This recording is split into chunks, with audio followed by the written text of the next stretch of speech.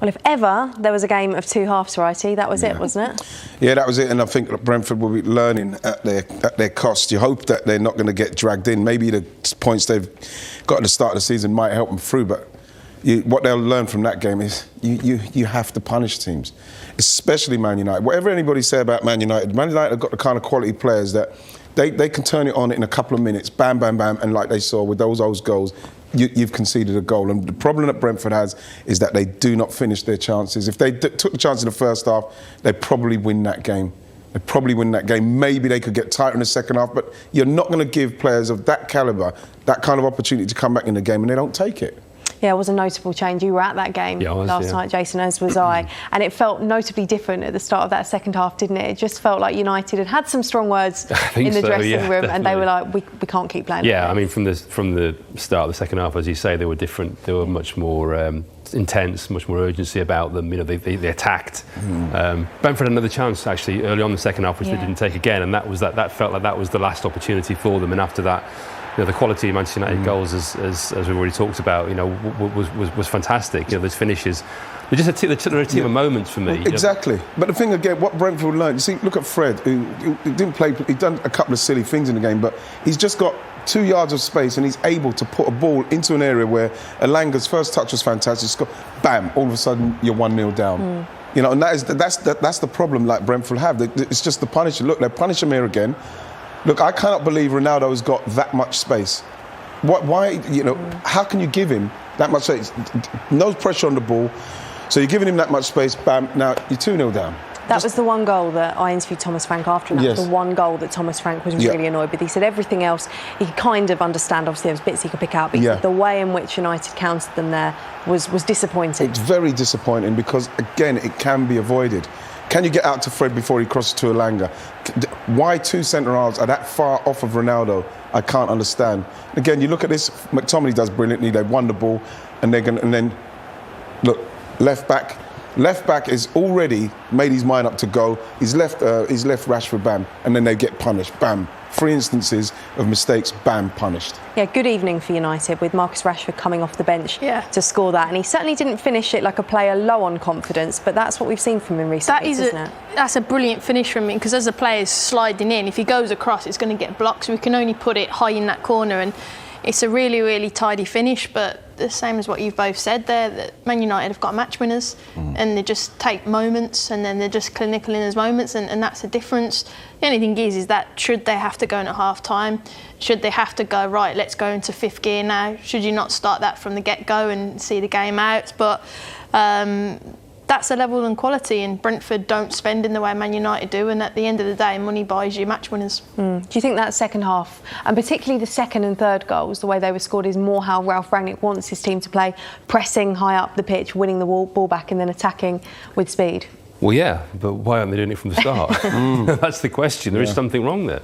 There has to be something wrong. There's obviously a mentality shift that isn't happening at the moment. Now, whether it's because there are players there who think, well, Ralph Rangnick's not going to be here, you know, beyond this season, and we're not really going to do what he wants us to do, or whether or not it's a kind of a product of how bad things have been. It's just taken a while to sort themselves out still, because it's been years of pressure at Manchester United and scrutiny and underachievement and criticism and being unable to express yourself. And Marcus Rashford, to me, is a really interesting case in point, because I'm a big fan of Marcus Rashford. I think he's a terrific player. I remember speaking to somebody close to Pep Guardiola a few years ago, and he said Rashford is the one player we would take. You know, if we could get him, we would take him.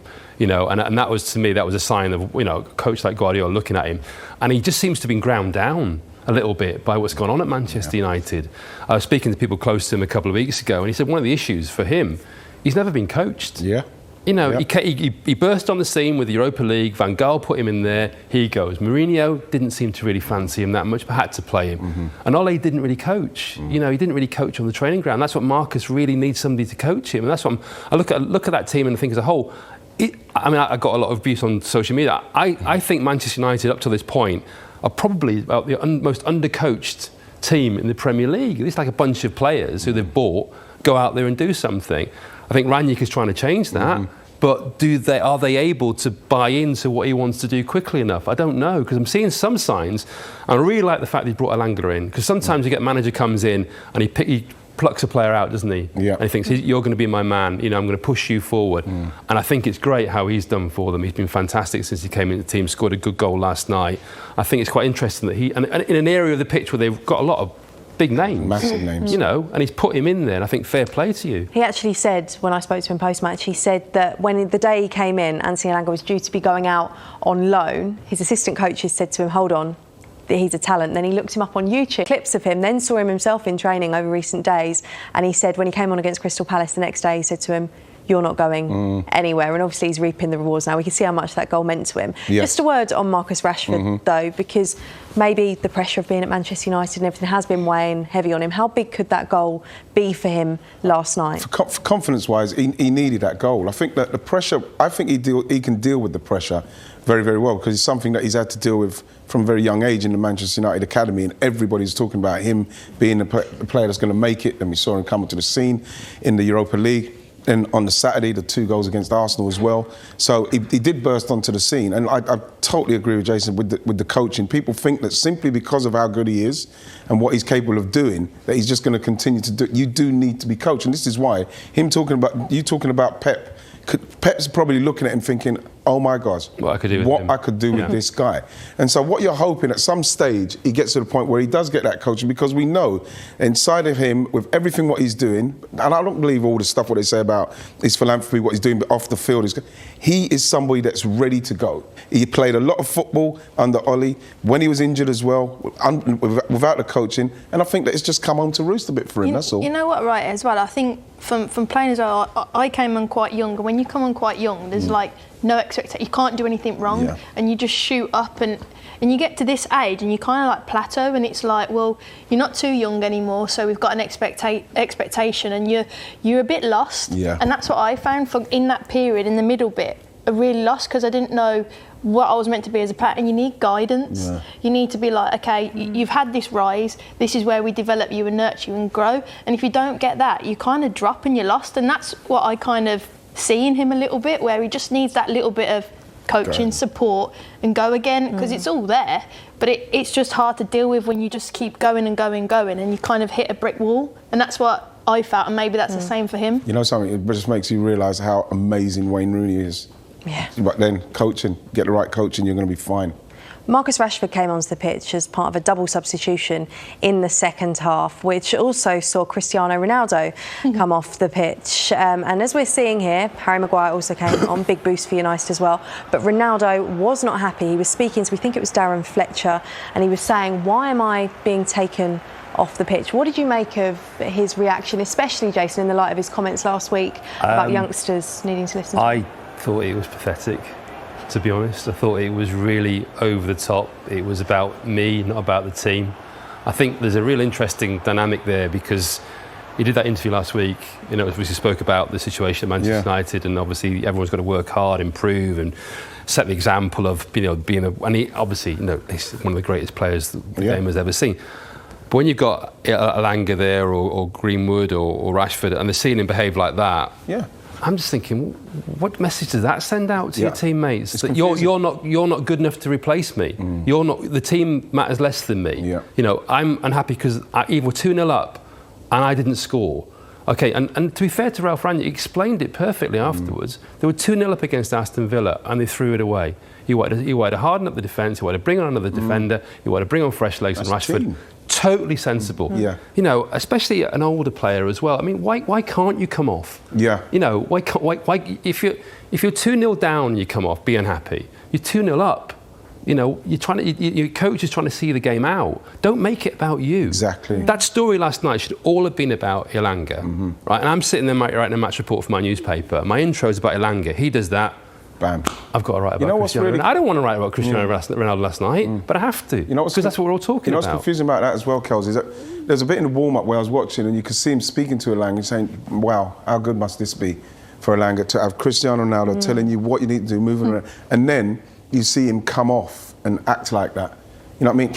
I believe that the signing, we know what the signing was about. It was about not going to City for whatever reason. I don't think it's going to stop City doing what they're doing, but it would have helped them. But at the same time, they signed him so late in the window after getting Jadon Sancho, and Cavani, convincing Cavani to stay. Cavani stays, and you look at them two players, they've not really played too much of a part because of Ronaldo being in there. So, yes, he scored the goals, but at the same time, it's totally unbalanced. And then you'd have thought that the least thing he would be doing is that kind of reaction, because it doesn't help. And it's Cristiano Ronaldo, and that goes worldwide.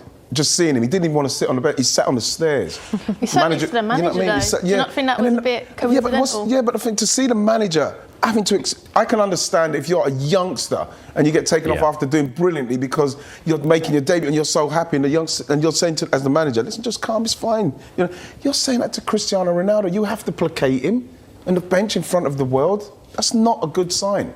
Yeah, the cameras, didn't they, after that goal was scored, they cut away to Rangnick speaking to Ronaldo, which was nice for us journalists to be able to say to him, you had that conversation. Well, yeah, exactly. What did you say? But what did you make of that, Karen? Because did you understand to a point he does just want to score goals, and maybe he saw more goals coming in that, but maybe, I suppose, when he saw the team go on and do what they did, he'll have understood. I think he was saying, why me? Why was it not another player? Insinuating that they've played worse or they needed to come off. I don't know who he was how I interpreted it. He did work exceptionally hard in the first half, I thought, particularly Cristiano Ronaldo, so maybe that was his thing. Maybe. Yeah, but he's a Man United player, and the manager's just chosen him. Yeah. That's what it comes down to, Kaz. The Manchester United manager has chosen him. That's simple. Oh no, I don't. That's what I would think. Yeah. I think in his head, he's age doesn't matter, but it does in terms of protecting and looking after you and seeing the game out and the team tactics. But in Ronaldo's head, he's still the same player. It doesn't matter, and he's the best in the world, wants to be the best in the world, and that's his mentality. But you still have to manage that, and there's good elements of that, having that winner's mentality and being ruthless. But you're right, the stage of the game didn't need that. Plus, they've also got West Ham at 3 p.m. on Saturday, a very quick turnaround, and that's now a huge game as well, isn't it? We talked about Chelsea versus Spurs before, but given it felt like West Ham were a bit more comfortable with that top 4 spot, we knew teams had games in hand, of course, but Manchester United are up there. They are. I feel a little bit sorry for West Ham. I think Wright has already touched upon the kind of, maybe a bit stretched in terms of the squad. David Moyes has gone for everything this season. They went for it in the Carabao Cup. True. They've gone for it in the Europa League. He played a strong team against Leeds in the FA Cup. He hasn't got the squad to do that.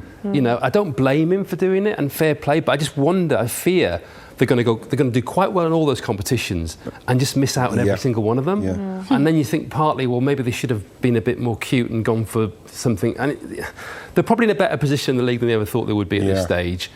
But that opportunity really is there.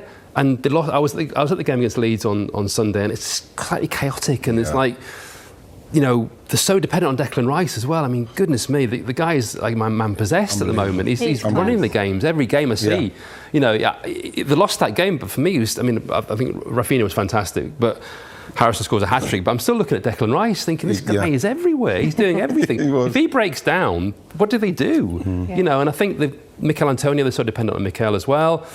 I feel for them a little bit because and I admire David Moyes for doing this, for going for everything and playing strong teams, but he just looks like he's going to catch up on them. Yeah. Well, Manchester United versus West Ham, a huge game on Saturday. Let's just bring it back to that game last night. Let's have a word on Brentford. You said they needed to kind of learn to be a bit more clinical. Had they taken their chance, they would have got something. Do you think they're in any danger? They've got a 10-point buffer to the relegation zone. I think that when you look at the people that are down there, Kels, they're quite poor. And I say that with all due respect. And I think that what they've done, Brentford, in the way they've started, they might be okay. But they do have to pick up some more points from somewhere. That game, if they could have won that game, it's an amazing place to go to, Brentford Stadium. And you could see that they did rattle Man United. And the goalkeeper, David De Gea, played well. But they have to try and find a way to be more ruthless and take those chances, because this league punishes you. It punishes you. We saw it with Norwich against Everton. As poor as Norwich were, two poor chances taken, bam, you lose the game. They are going to have to win more games simply by taking more chances. They're missing too many chances.